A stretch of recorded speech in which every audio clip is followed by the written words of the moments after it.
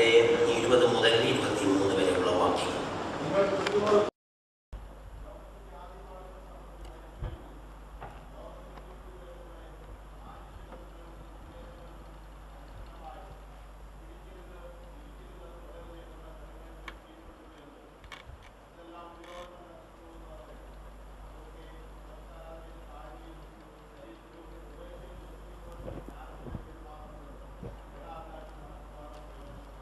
ഒരു നിമിഷം കൂടി പ്രാർത്ഥിക്കാം.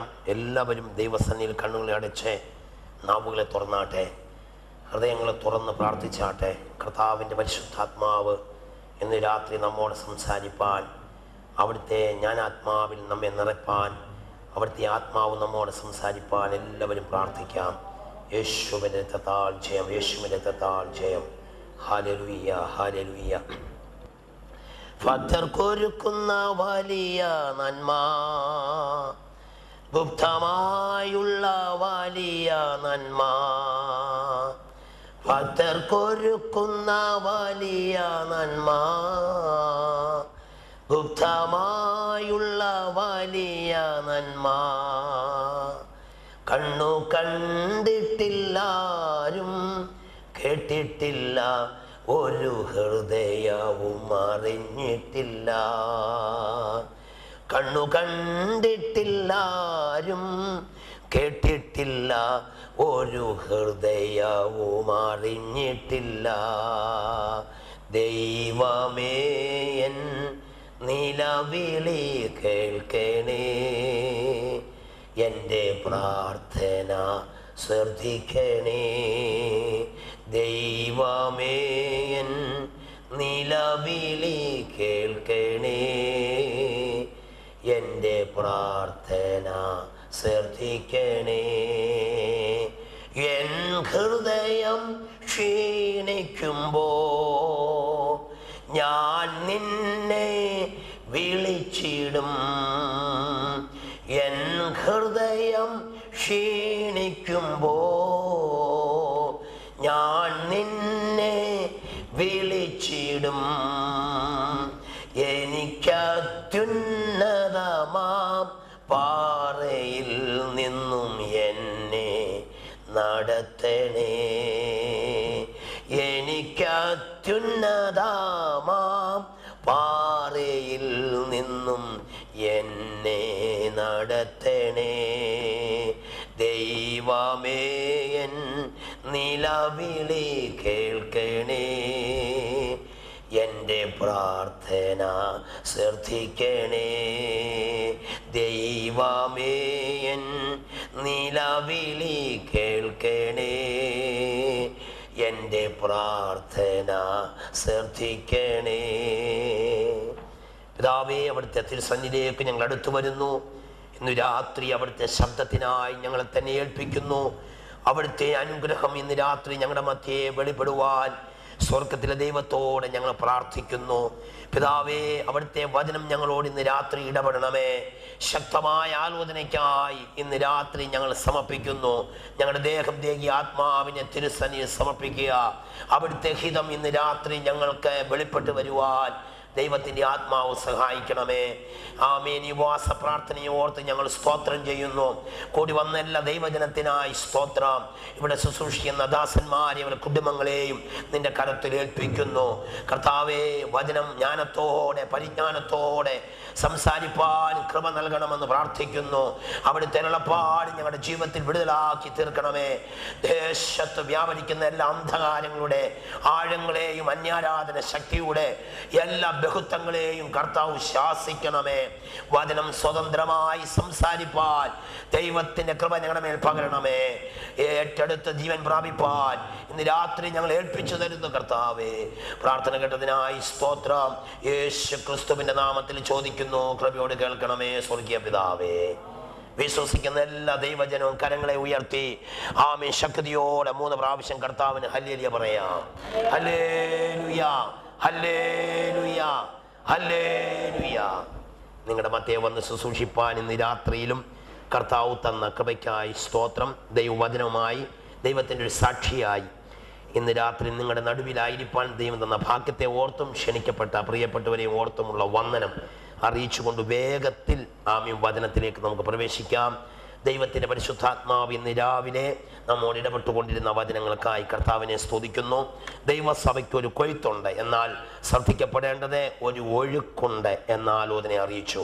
ഈ ഒഴുക്കിൽ നിന്റെ അനുഗ്രഹം കൊയ്ത്ത് ഒഴുകിപ്പോകാതിരിക്കേണ്ടതിന് കേട്ട വചനങ്ങൾ ശ്രദ്ധയോടെ കരുതിക്കൊള്ളുവാൻ ആവശ്യമായിരിക്കുന്നു. സഭയുടെ നേർക്ക് ഒരു ഒഴുക്കുണ്ട്, ശക്തമായ ഒരു യോർദാന്റെ ഒഴുക്ക്, അടിയൊഴുക്കുള്ള, മേലൊഴുക്കുള്ള, കുത്തൊഴുക്കുള്ള ഒരു ഒഴുക്കിൻ്റെ അനുഭവത്തെ പരിശുദ്ധാത്മാവ് രാവിലെ വെളിപ്പെടുത്തിയുണ്ടായി. സമർപ്പിച്ച മക്കൾക്കായി ദൈവത്തെ സ്തുതിക്കുന്നു.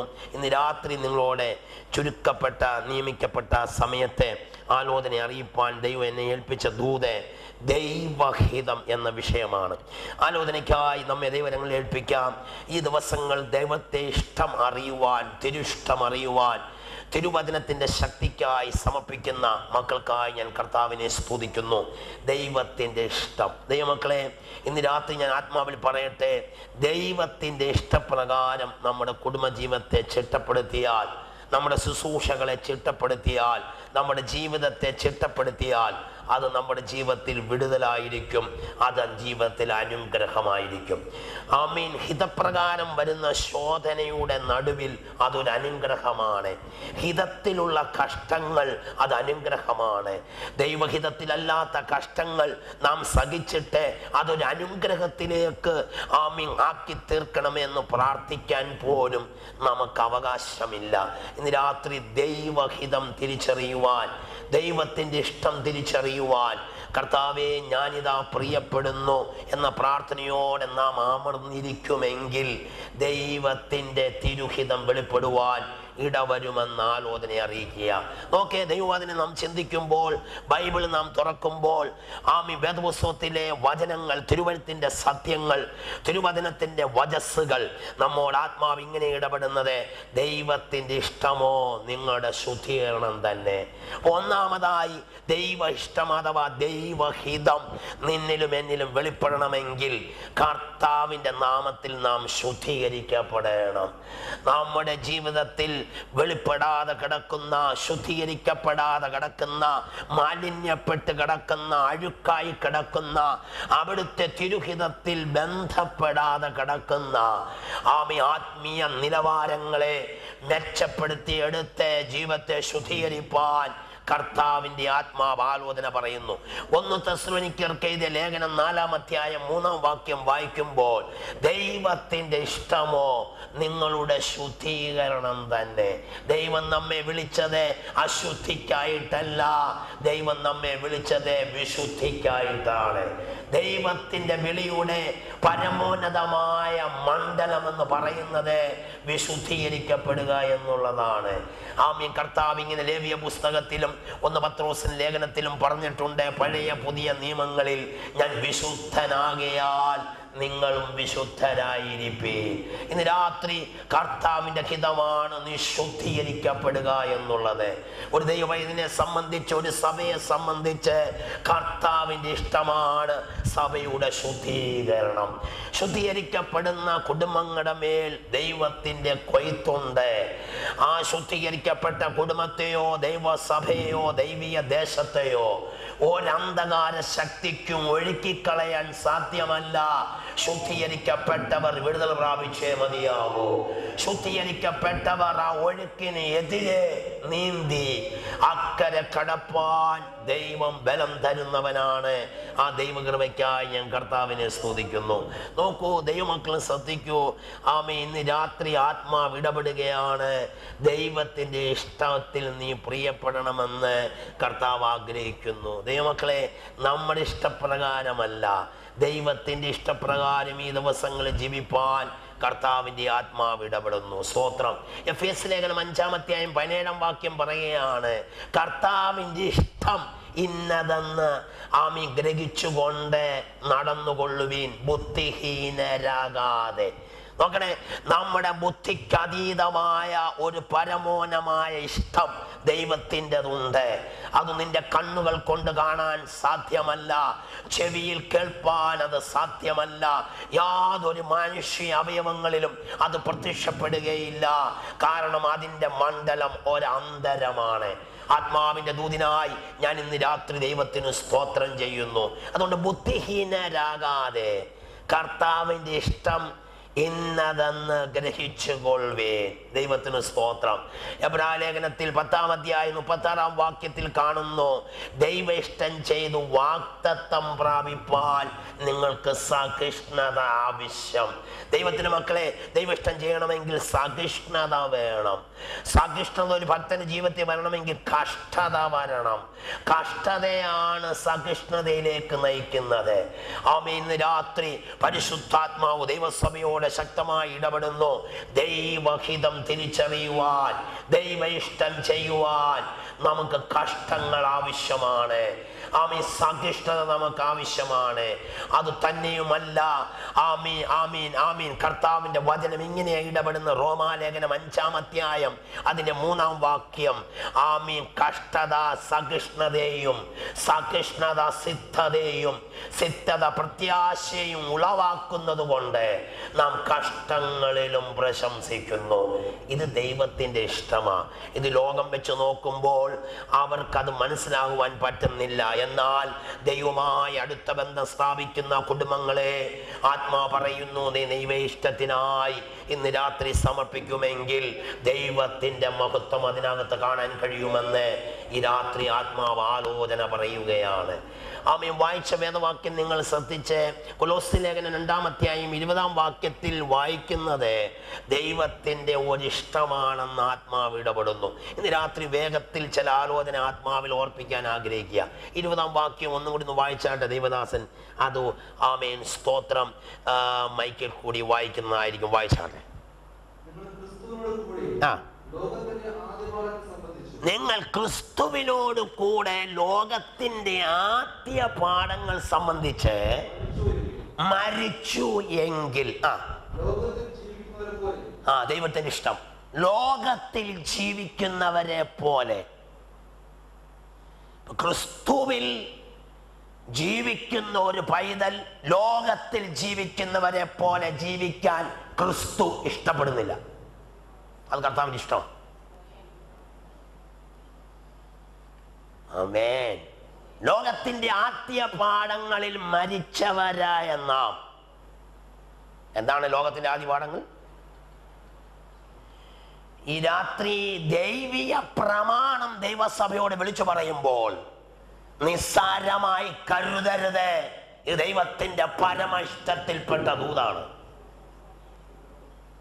വായിച്ചല്ലോ നിങ്ങൾ 20-ാം വാക്യം. സ്തോത്രം. ഒന്നും കൂടി വായിച്ചേ.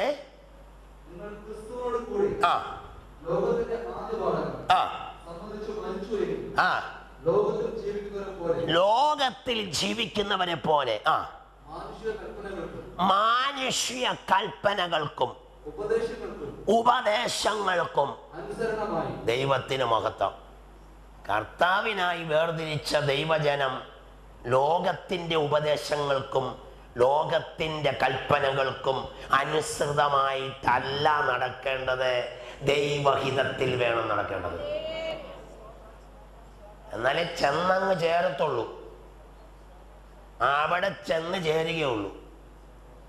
ഇവിടെ അഭ്യാസം കളിച്ചാൽ നടക്കത്തില്ല. അവിടെ ചെന്ന് ചേരാൻ ആഗ്രഹിക്കുന്നെങ്കിൽ ലോകത്തിന്റെ മാനുഷ്യ മണ്ഡലങ്ങൾക്കും ബുദ്ധിക്കും യുക്തിക്കും കഴിവുകൾക്കും അനുസൃതമായി നീ നടന്നാൽ ആ ധീതം വെളിപ്പെട്ടു വരികയില്ല. വെളിപ്പെട്ടു വരണമെങ്കിൽ സ്തോത്രം അതിനപ്പുറം ഒരു ദൈവീയ പശ്ചാത്തലമുണ്ട്. സ്തോത്രം. എങ്ങനെ ദൈവമക്കളെ ലോകത്തിന്റെ ആദ്യ പാഠങ്ങളിൽ നീ മരിച്ചു എന്ന് പറയുന്നത്? സ്തോത്രം. നാം ക്രിസ്തുവിനോട് മരിച്ചെന്ന് പറയുന്നതിൻ്റെ പരമപ്രധാനമായ ഒരു ഘടകമാണ് സ്നാനം. ക്രിസ്തുവിനോട് കൂടെ നീ മരിച്ചു, അടക്കപ്പെട്ടു, ഉയർത്തെഴുന്നേറ്റിരിക്കുന്നു. അതാണ് സ്നാനത്തെ കാണിക്കുന്നത്. എന്ന് വെച്ചാൽ ഹൃദയം കൊണ്ട് കർത്താവിനെ സ്വീകരിച്ച് അധരം കൊണ്ട് ഏറ്റുപറഞ്ഞ് വിശ്വസിച്ച പൈതൽ ദൈവിക കൽപ്പനയാകുന്ന സ്നാനം കഴിയുമ്പോൾ നീ ലോകത്തിൽ ജീവിക്കുന്നവരെ പോലെയല്ല. നിന്റെ ജീവിതത്തിനൊരു മാറ്റം വരണം. സ്നാനപ്പെട്ട വിശ്വാസിക്ക് മാറ്റം ആവശ്യമാണ്. ഉപദേശമാണ് പറയുന്നത്. ഇതിനകത്ത് ഉണർവില്ല. ഈ ഉപദേശത്തിനകത്ത് ഉണർവില്ല. ഉണർവ് വരുന്നത് ഉപദേശം നീ അനുസരിക്കുമ്പോൾ. സ്തോത്രം. രാത്രി പരിശുദ്ധാത്മാവ് ദൈവസഭയോട് പറയുകയാണ്, സഭ ദൈവഹിതം തിരിച്ചറിയണം. ലോകജാതി നടക്കുന്നത് പോലെ, ലോകത്തിൽ ഉള്ളവരെ പോലെ, ലോകം തുള്ളുന്നത് പോലെ, ലോകം കാണിക്കുന്നത് പോലെ ആത്മാവിൽ ആരാധിക്കുന്ന പൈതൽ ചെയ്യാൻ പാടില്ല. അത് ദൈവഹിതത്തിൽ പെട്ടതല്ല. സ്തോത്രം കുറയും, ആരാധനയും കുറയും. കുറഞ്ഞോട്ടെ, ജീവിക്കുന്ന ചിലരെങ്കിലും ഉണ്ട്. Praise God. ക്രിസ്തുവിനോട് കൂടെ നീ ആദ്യ പാഠങ്ങളിൽ മരിച്ചു എങ്കിൽ, ക്രിസ്തുവിനോട് കൂടെ ലോകത്തിന്റെ ആദ്യ പാഠങ്ങളിൽ മരിച്ച നീ ഇനി അതിൽ ജീവിക്കുന്നത് എങ്ങനെ? മരിച്ച വ്യക്തി പിന്നെ ജീവിക്കൂ? Price the Lord. ഈ രാത്രി പരിശുദ്ധാത്മാവ് സഭയുടെ ഉള്ളറകളെ, ഉൾപൂവുകളെ അറിഞ്ഞിട്ട് വിളിച്ചു പറയുന്നു. ദൈവഹിതത്തിനായി നീ സമർപ്പിക്കപ്പെടുമെങ്കിൽ ചില ദൈവപ്രവൃത്തി ഇതിനകത്ത് വെളിപ്പെടും, ചില കൊയ്ത്ത് ഇതിനകത്ത് നടത്തപ്പെടും.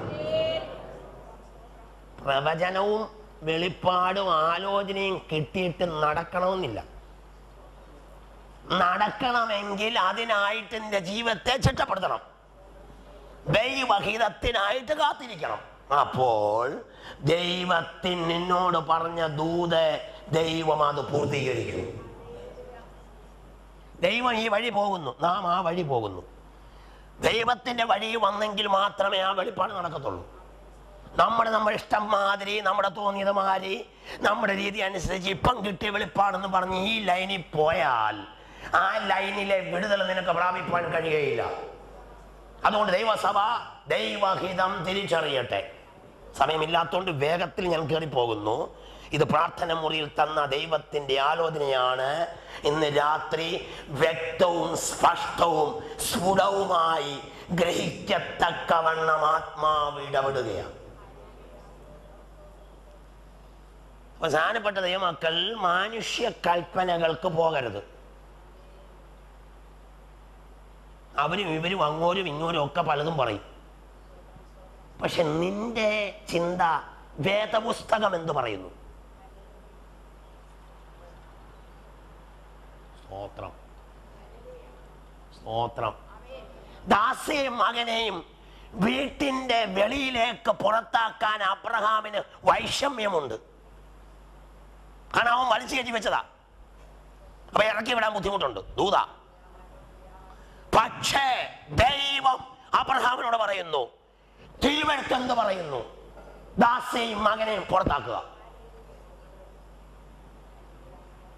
ചേട്ടന്മാരുടെയും ആങ്ങളമാരുടെയും അപ്പൂപ്പന്മാരുടെയും അമ്മാച്ചന്മാരുടെയും കൊച്ചപ്പന്മാരുടെയും ആലോചന അനുസരിച്ചല്ല ആത്മാവിൽ ആരാധിക്കുന്ന ജീവിതങ്ങൾ നയിക്കേണ്ടത്. ദൈവം പറഞ്ഞതുപോലെ ജീവിപ്പാൻ നീ ഹിതപ്പെടുമെങ്കിൽ അവിടെയാണ് ദൈവഹിതം വെളിപ്പെട്ടു വരുന്നത്.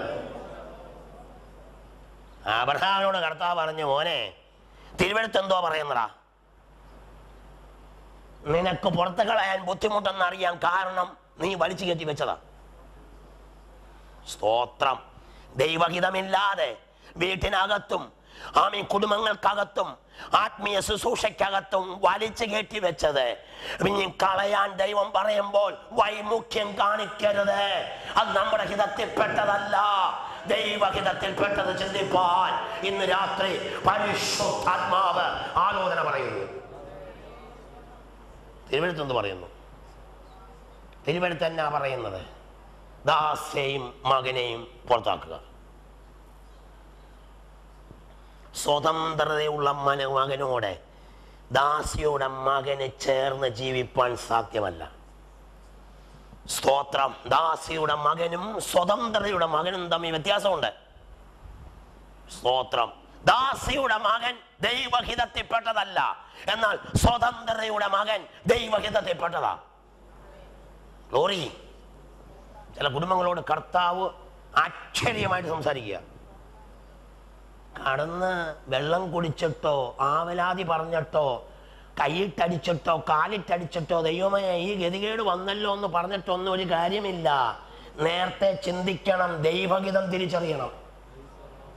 ഇഷ്ടപ്രകാരം ചെന്ന് ചാടി വീണിട്ട് ഇപ്പം കടന്ന് കയ്യും കാലും എടുത്തിട്ട് അർത്ഥമില്ലെന്ന് നേരത്തെ ചിന്തിക്കണമായിരുന്നു. ഇങ്ങനൊക്കെ സംഭവിക്കുമെന്ന്. സ്തോത്രം. കർത്താവ് ഈ രാത്രി സഭയോടെ സ്നേഹിച്ച് ഈ സഭയുടെ വീണ്ടെടുപ്പുകാരനായിരിക്കുന്ന ക്രിസ്തു, ഈ സഭയെ ഈ സ്ഥലത്ത് ഉയർത്തിയ ക്രിസ്തു, ഈ സഭയുടെ മേൽനോട്ടം നോക്കുന്ന ക്രിസ്തു, ഈ സഭയുടെ അടിസ്ഥാനമാകുന്ന ക്രിസ്തു, ഈ സഭ നിൽക്കണമെന്ന് കർത്താവ് ആഗ്രഹിച്ചിട്ട് വിളിച്ചു പറയുന്നു. ഇവിടെ വന്ന് ആരാധിക്കുന്നവർ ക്രിസ്തുവിന്റെ ഹിതപ്രകാരം ജീവിപ്പാൻ ഇന്ന് രാത്രി സമർപ്പിക്കപ്പെടട്ടെ. ആമേൻ. Praise the lord. കർത്താവിനോട് കൂടെ മരിച്ചടക്കപ്പെട്ട് ഉയർത്തെഴുന്നേറ്റ് ജീവിക്കുന്ന ദൈവമക്കൾ ലോകത്തിൻ്റെ ആദ്യ പാഠങ്ങൾ സംബന്ധിച്ച് മരിച്ചതാണെന്ന് ഓർത്തോണം. ഇനി ആ മാനുഷ്യ കൽപ്പനകൾക്കും ഉപദേശങ്ങൾക്കും അനുസരണമായി പിടിക്കരുത്, തുടരുത്, രുചിക്കരുത് എന്നീ പ്രമാണങ്ങൾ നിങ്ങളെ ആരെയും വിധിക്കരുത്. സ്വതന്ത്രം. വായിച്ചേ 20-ാം വാക്യം വായിച്ചേ.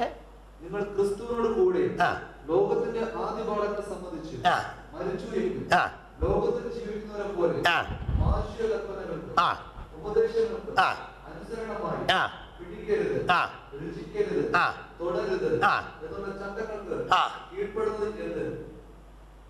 എന്താ നീ ലോകത്തിന് കീഴ്പ്പെടുന്നത്, ദൈവത്തിന് കീഴ്പ്പെടാത്തത്? ദൈവത്തിന് കീഴടങ്ങാത്തത് എന്തേ? നീ ദൈവത്തെ ജനിച്ചതല്ലേ? സ്തോത്രം.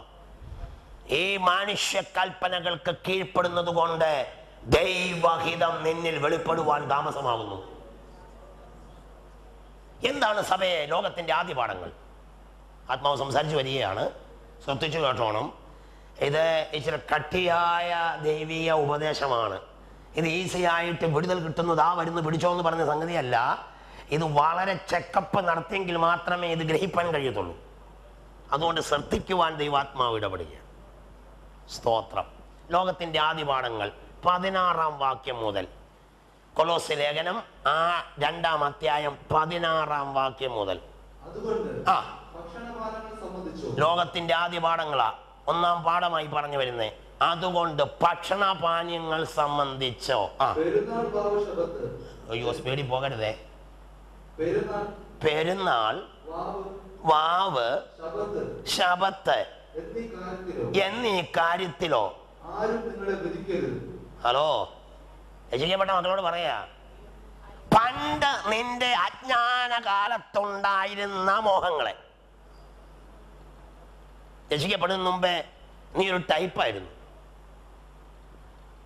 വാവ് ഒരു വിഷയമല്ല, പെരുന്നാൾ ഒരു വിഷയമല്ല, ശബത്ത് ഒരു വിഷയമല്ല, ഭക്ഷണങ്ങൾക്കൊരു ക്രമീകരണമില്ല, ഒരു ചട്ടവും ഇല്ല, ഒരു ചിട്ടയില്ല, ഒരു വെള്ളിയാഴ്ചയില്ല, ഒരു വെളിപ്പാടും ഇല്ല. ഇഷ്ടം പോലെ പോവുകയായിരുന്നു. പക്ഷെ രക്ഷിക്കപ്പെട്ട ശേഷം നിനക്ക് ചില മണ്ഡലങ്ങളുണ്ട്. സ്തോത്രം. ഭക്ഷണപാനീയങ്ങൾ സംബന്ധിച്ചോ നിന്നെ ആരും വിധിക്കരുത്. സ്തോത്രം. ഉപദേശം ആത്മാ പറയാ, ലോകത്തിന്റെ ആദ്യ പാഠങ്ങളാ. ഇതിൽ മരിച്ച വ്യക്തിയാ നീ. Praise God. കണ്ണി കണ്ടതൊന്നും തിന്നാൻ നിനക്ക് പ്രമാണമില്ല. Price the Lord. വലിച്ചു വാരി തിന്നാനും പ്രമാണമില്ല. സ്തോത്ര. തിന്നേ ജീവിതം വന്ന് കുണിയാനും താല്പര്യമില്ല. ജീവിക്കാൻ വേണ്ടി തിന്നുക, ചാകാൻ വേണ്ടി ആരും തിന്നരുത്. എന്ന് വെച്ചാൽ 21, 40 ഒക്കെ ഇരിക്കുമ്പം കൂടെ ചേർന്ന് വയർ മുട്ട വന്നിട്ട് ഗ്ലോറി ഗ്ലോറി ആലലി എന്ന് അടിക്കുകയല്ല ചെയ്യേണ്ടത്. ഉപവാസത്തോടും പ്രാർത്ഥനയോടും വന്ന് ഗ്ലോറി പറയണം. നീ രക്ഷിക്കപ്പെട്ട പൈതല. ഹലോ, സന്തോഷമുണ്ടോ? ചിലർ ചിരിക്കുന്നു, ചിലർ വിഷാദിച്ചിരിക്കുന്നു, ചിലർ വല്ലാതിരിക്കുന്നു. എന്തൊക്കെയാണെന്ന് എനിക്ക് അറിഞ്ഞൂടെ. എന്തായാലും എന്തൊക്കെ ഇവിടെ സംഭവിക്കും. ദൈവഹിതം സഭ തിരിച്ചറിയണം. തിന്നെ മുടി തിന്നെ ഈ പരിപാടി മാറ്റിവെച്ചിട്ട് സഭാ ചട്ടങ്ങൾ ഏറ്റെടുത്ത് കർത്താവിൻ്റെ കൽപ്പനയ്ക്ക് വിധകളായി ഏറ്റെടുക്കുമ്പോൾ പരിശുദ്ധാത്മാവ് ഇടപെടുന്നു. ആ ഹിതത്തിനായി സമർപ്പിച്ച കുടുംബങ്ങളും ചേർന്നിരുന്ന് ദൈവഹിതം ചിന്തിക്കട്ടെ, നിനക്ക് അനുഗ്രഹമായിരിക്കുമെന്ന് ആത്മാവ് ഇടപെടുന്നു. സ്തോത്രം. ഒരു മാസം 30 ദിവസം ഉണ്ടെങ്കിൽ 27 ദിവസം തിന്നാ മതി, 3 ദിവസം തിന്നരുത്. സ്തോത്രം. ഞങ്ങളുടെ തീറ്റി നിർത്താൻ വേണ്ടി ഇയാൾ വന്നേക്കുകയാണ്. സ്തോത്രം. ഉപവസിച്ചാൽ നിന്റെ ശരീരത്തിന് അത് വിടുതല. ഈ ഫാസ്റ്റിംഗ് ഒക്കെ എടുക്കാത്തവർ ഫാസ്റ്റിംഗ് എടുക്കാനായിട്ട് ഡോക്ടർ പറയും. ഫാസ്റ്റിങ്ങോട് വന്ന് ബ്ലഡ് ടെസ്റ്റ് ചെയ്യാൻ പറയും. വെള്ളം കുടിക്കാൻ പറ്റത്തില്ല. ഫാസ്റ്റിംഗ് എടുക്കുകയാണെങ്കിൽ ചായയെങ്കിലും കുടിക്കാം. എന്നാൽ ഡോക്ടർ പറയുന്ന ഫാസ്റ്റിങ്ങിനുണ്ടല്ലോ വെള്ളം പോലും തൊടാൻ പറ്റത്തില്ല. കാരണം രക്തത്തിന്റെ അളവ് ഫാസ്റ്റിങ്ങിന് മുമ്പ് എത്രയെന്ന് കണ്ടുപിടിക്കണമെങ്കിൽ നാവിൽ വെള്ളം തൊടരുത്. അവൻ കഠിന ഉപവാസക്കാരാക്കി ദൈവം മാറ്റിക്കളയും, രോഗിയാക്കി. അതുകൊണ്ട് ഈ ദിവസങ്ങളിൽ പരിശുദ്ധാത്മാവ് ഇടപെടുന്നു. സമയാസമയങ്ങളിലുള്ള ദൈവസഭയുടെ ദൈവ ഇഷ്ടപ്രകാരമുള്ള പ്രാർത്ഥന ഉപവാസങ്ങൾ അനുഷ്ഠിച്ച് കൃത്യമായി പാലിക്കുമ്പോൾ നിന്റെ അകൃത്യങ്ങളെ ദൈവം ശാസിച്ച് കൃത്യമായി നിന്നോട് ചെയ്യേണ്ട ദൈവാലോചന ഇടപെടുവാൻ ദൈവം ശക്തനാണെന്ന് ഇന്ന് രാത്രി ദൈവം ആലോചന പറയുന്നു. ഭക്ഷണപാനീയങ്ങൾ സംബന്ധിച്ചോ ആണ്ട്, സംക്രാന്തി, പിന്നെ മാമോദിസ, പിന്നെ അടിയന്തരം, ഇതൊന്നും നിനക്ക് പാടില്ല. അത് അന്തക്കാലം. രക്ഷിക്കപ്പെട്ട പൈതല, നീ ലോകത്തിൽ നിന്ന് വേർപെട്ട പൈതല. ലോകത്തിൽ ജീവിക്കുന്നെങ്കിലും നീ ലോകക്കാരെ പോലെയല്ല. നിന്റെ മേൽ ദൈവത്തിനൊരു ഹിതമുണ്ട്. ഭക്ഷണപാനീയങ്ങൾ സംബന്ധിച്ചോ വാവ്, ശബത്ത്, പെരുന്നാള്. സ്വത്രം. എല്ലാവരും എന്താ മൗനമായിരിക്കുന്നേ? എല്ലാവരും ഒക്കെ പോയിട്ടുണ്ടോ? സ്വത്രം. ശരിക്കും വിധി ഏറ്റെടുത്ത് കർത്താവിൻ്റെ കൃപ പ്രാപിപ്പാൻ ആത്മാവാലോചന പറയുന്നു. നിന്റെ വീട്ടിൽ ദൈവഹിതം വെളിപ്പെടും. സ്തോത്രം. ഈ ബർത്ത്ഡേ എന്ന് പറഞ്ഞൊരു സംഗതിയുണ്ട്. പുതിയ നിയമത്തിൽ ആദ്യ പുസ്തകത്തിൽ ഒരാൾ ബർത്ത്ഡേ ചെയ്താണ് ഒരാളുടെ തല കൊണ്ടുപോയി. പുസ്തകം വായിച്ചവർക്കേ മനസ്സിലാകത്തുള്ളൂ, അല്ലാത്തവർ ദീപസ്തംഭ മഹാശ്ചര്യം ഇങ്ങനെ ഇരിക്കും. നിന്റെ കൊച്ചിൻ്റെ ആയാലും നിന്റേതാണെങ്കിൽ അപ്പൂപ്പൻ്റെ ആയാലും ബർത്ത്ഡേ ആചരിക്കാൻ ബൈബിളിൽ വ്യവസ്ഥയില്ല. ആ ദിവസം ഓർത്ത് അതിനു വേണ്ടി പ്രാർത്ഥിക്കാം. അതിന് ഉടുപ്പ് വാങ്ങിച്ച്, അതിന് കേക്ക് വാങ്ങിച്ച് മുറിച്ച് നീയും കൂടി മുറിക്കപ്പെടരുത്. സ്തോത്രം. ഇയാള് കൊച്ചുഞ്ഞുശിയുടെ കാലത്തുണ്ടാകേണ്ട ആളാണല്ലോ. ഇപ്പൊ ഇയാൾക്ക് ആരപ്പാ? സ്തോത്രം, സ്തോത്രം, സ്തോത്രം, സ്തോത്രം. ഇന്ന് രാത്രി പരിശുദ്ധാത്മാവ് കുടുംബങ്ങളോട് ഇടപെടുന്നു. നിന്റെ മോളെയും മോനെയും ബർത്ത്ഡേ ആചരിച്ച് തല കൊയ്ത് കളയരുത്. ആത്മാവ് ഇടപെടുകയാ. ദൈവത്തിന്റെ ദൂതിനായി ഞാൻ ദൈവത്തെ സ്തുതിക്കുന്നു. ആ ദിവസം ഓർത്ത് ആ കുഞ്ഞിന് വേണ്ടി പ്രാർത്ഥിക്കണം. ബന്ധക്കാരെയും ബന്ധുമിത്രാദിയെല്ലാം വിളിച്ചു വരുത്തി നല്ല ഫുഡൊക്കെ ഒരുക്കി ആ പൈസ നീ ചെയ്യണമെന്ന് പറഞ്ഞാൽ ഞായറാഴ്ച വന്ന് സാക്ഷ്യം പറയണം. എൻ്റെ കൊച്ചിൻ്റെ ബർത്ത്ഡേ ഇന്ന ദിവസമായിരുന്നു, അല്ലെങ്കിൽ ഇന്നാണ് എന്ന് ദൈവാസൻ്റെ കൈ അങ്ങോട്ട് തലയിലോട്ട് വെച്ചിട്ട് പ്രാർത്ഥിച്ചിട്ട് ആ കേക്ക് മുറിക്കുന്നത് ദൈവദാസന്റെ കൈ കൊടുക്കണം. ഹലോ, അത് ഇങ്ങനെ തമ്മിലുള്ള അഡ്ജസ്റ്റ്മെന്റ് ആണെന്ന് തോന്നുന്നല്ലോ.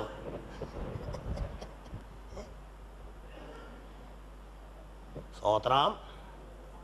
ചിലർക്കൊന്നും ചിരിക്കാൻ ഇച്ചിരി ബുദ്ധിമുട്ട് എന്തോ ആവാം. സ്തോത്രം. ആത്മാവ് ഇടപെടുക, ശക്തമായി ഇടപെടുക.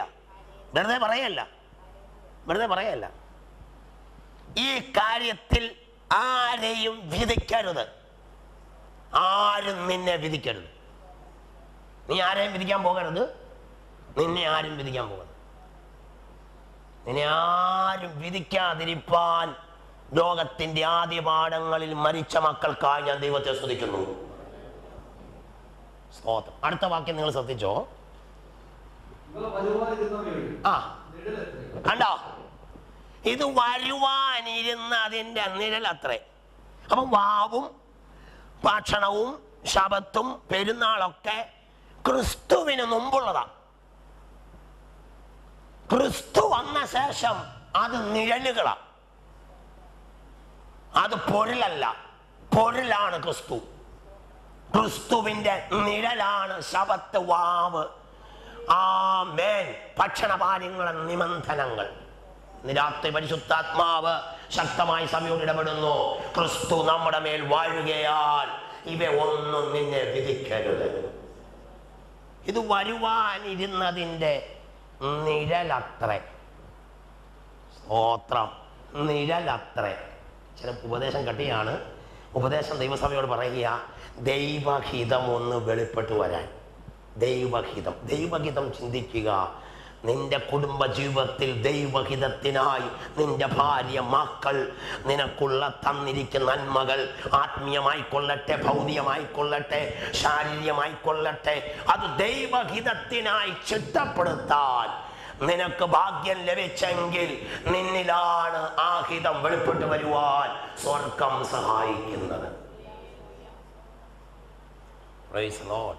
ഇത് വരുവാനിരുന്നതിന്റെ നിഴലത്ര. എന്നിട്ട് അടുത്ത വാക്യം, ദേഹം എന്നതോ.